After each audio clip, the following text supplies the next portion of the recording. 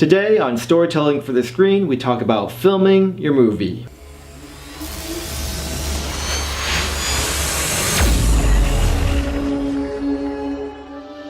Last week we talked about acting, and today we're going to move behind the camera and talk about 4 major concepts that will help your film look and sound great. Concept number 1 is effective lighting. Now, you don't have to have a fancy light kit or any light kit to actually have good lighting, but you do need to consider 3 things to make sure the lighting looks good on your film. The first thing you want to consider is just, do you have good coverage of your actors? It seems kind of obvious, but a lot of beginning films, you can't even really make out the face because it's underlit or it's overexposed and there's too much light in the face of the actors.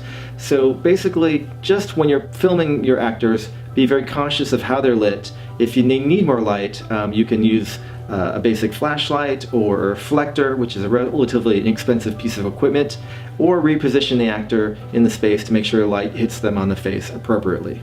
Alright, number 2 is considering how the light impacts the emotional context of the scene. Now, every light setup impacts how the audience views the film emotionally. For example, if you watch a scene that takes place in a fluorescent lit room, that's going to feel cold and clinical, and it's going to feel harsh.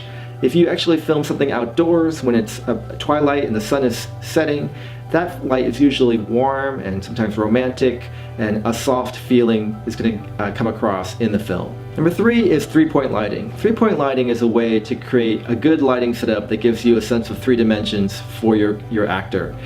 So in this case, we have our 3-point lighting set up with a key light, which is the main light on my face, and then that gives the primary light source. Then there's the fill light, which gives a little bit on the other side, so you can see the 2 sides of my face. And then in the back there's the backlight, which separates my head from the background.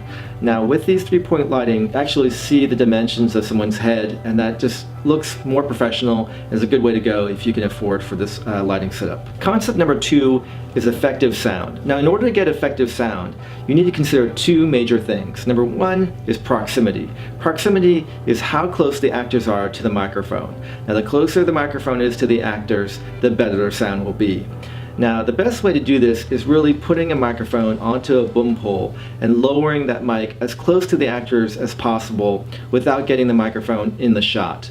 Now if you can't do this and you can't get that equipment, having a microphone mounted on the camera will work well enough. As long as when you're shooting the scene, the camera is not too far away from the actor. That's how we're doing our sound right now, and the sound is pretty good. The second thing you need to worry about is ambient noise. Now, when you're filming, oftentimes things will be going on in the background that you may not even notice, like children screaming or lawnmowers going, and you've got to monitor this with a headset while you're filming so you can hear what the microphone is picking up.